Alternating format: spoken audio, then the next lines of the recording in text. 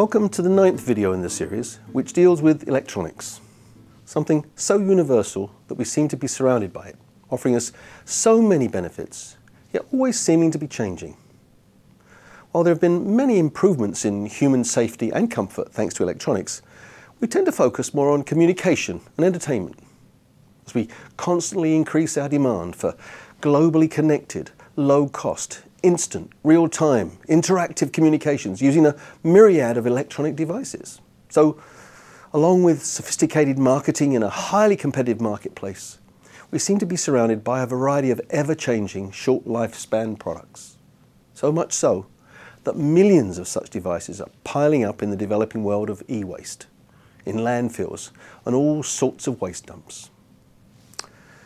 Society has always been keen to look for more efficient ways to communicate. Take the impact of the printing press, for example. So it wasn't really a surprise when about 20 or 30 years ago, we said a very big yes to the potential for electronic communication. The consequence has been exciting, yet wasteful and polluting.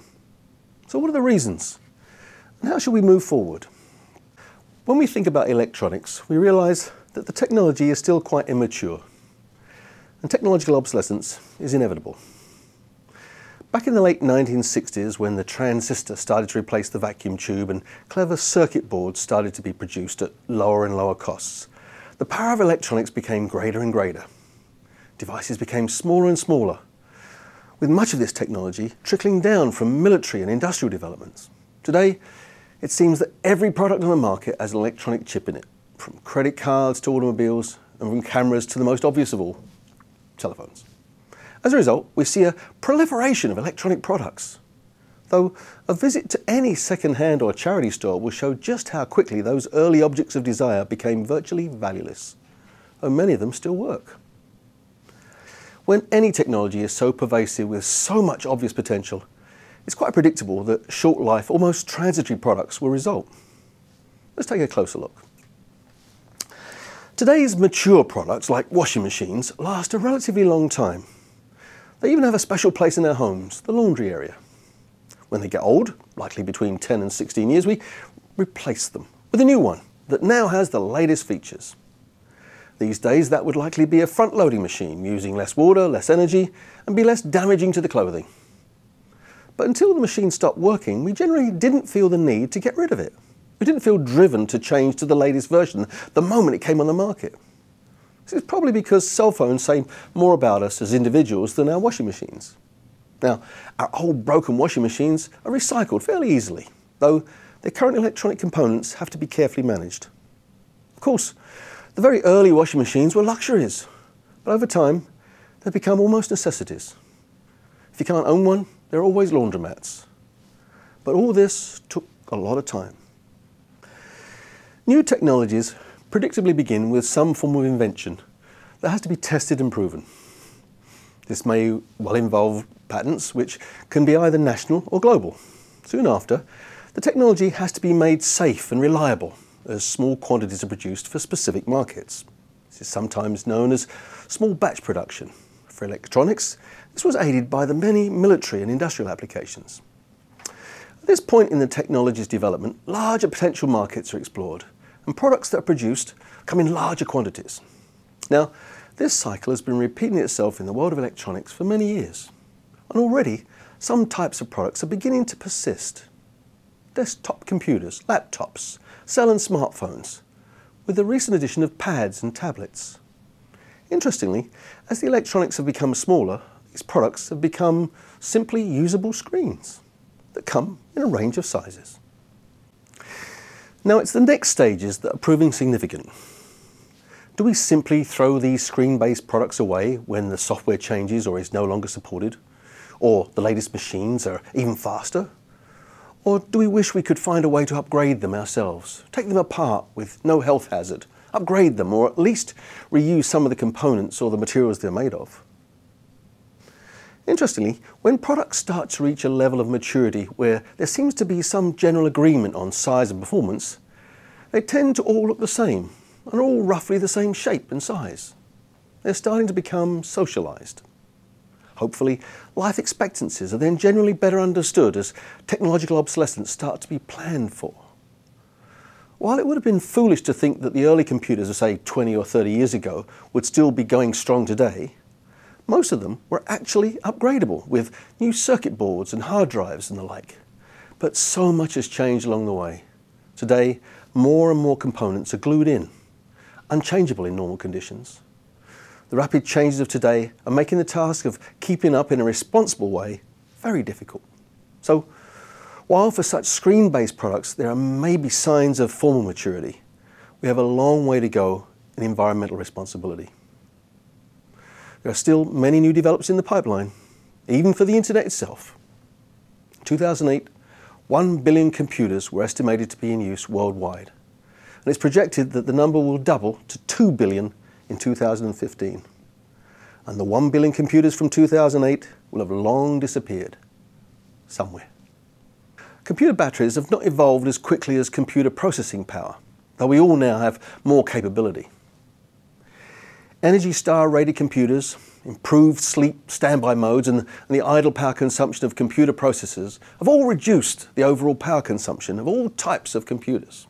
However, gaming computers with more than one graphics card connected in parallel are still increasing their power consumption.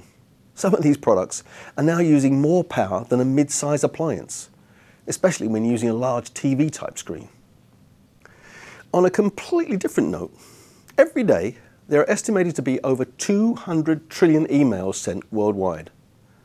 How did we ever manage without it? Communication technology has clearly enhanced and changed human connectivity.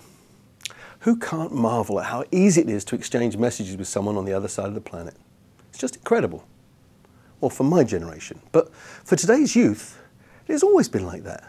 Today's youth, the world over, wants the latest and greatest in personal devices. Most countries now have abundant cell phone technology, which is far less expensive than putting in landlines. And even presidents of countries have seen fit to resign as a result of the power of social media. Who wouldn't be enthralled by such a phenomenon? It's highly debatable if there really is a ceiling to computer performance, especially with respect to the size and number of transistors, which is estimated to be a minimum of 5 atoms. Moore's law from the mid-1960s predicted that the capacity of performance of a computer would roughly double every 2 years. And there still seems to be a great deal of truth in that prediction. The future is wide open. Whether it's for communication or even the pursuit of personal popularity, electronics have become a large part of our social interactions. However, we've started to appreciate the need to balance our social needs with other values, especially with our individualism and personal freedoms. There's also that growing disconnect between the device owner and the device itself. With fast-paced, evolving electronic technology, people can't tinker with their laptops, not only because they don't understand how they operate, but because to open up a product would likely void the product's warranty. All this amounts to us owning a lot of devices that we couldn't survive without, which we know less and less about, while we regularly have to replace them. So what are we doing about it? Many recycling and reuse programs have been put into place, which are designed to recirculate materials and components, or to give products a second life. Guidelines for appropriate e-waste recycling will hopefully soon become law. The impact of energy and material waste produced during manufacturing and transportation and product use still outweighs the act of disposal. But each and every different electronic device takes up resources, not only in the form of electrical consumption, but also in its componentry. The modern laptop contains approximately 35 different materials. Many are quite hazardous, including molybdenum, cadmium, mercury, arsenic, beryllium, chromium, and the list goes on. To help reduce the electronic product waste, we need to rethink the way we look at electronic devices throughout their life cycle. Perhaps it is an unfair parallel, but many of a bicycle's parts are standardized and can easily be removed, repaired or replaced without toxic ramifications. Currently, it would seem that the only standardizations are the USB drives and connectors. Many companies are still quite reluctant to standardize, and who knows how long USB connections will be around. So how do we face the future? As individuals, we need to do a little more homework before we buy. As our use of devices increases, even the free internet of today might not be so free tomorrow. We need to understand what our real needs are and how much they should really change. I mean, what are the ecological implications?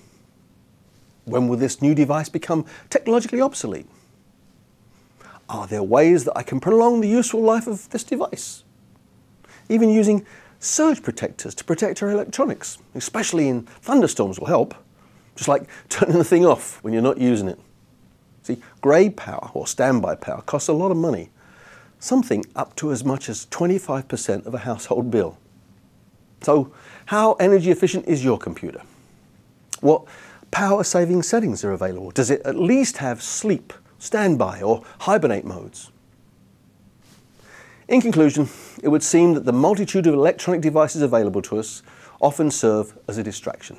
Some might suggest that such devices could even decrease our efficiency, both individually and as a society. And we can all consider that one. But electronic communication devices are continuing to have an increasing influence on our lifestyles. We need to think about the part they play in our personal, social, and environmental needs, so that we can learn how we can best live with them. But for the foreseeable future, there will be many more possibilities and benefits, and much will change. The key is in how we manage that change, responsibly. See you next time, when the theme will be symptoms and diseases. Bye for now.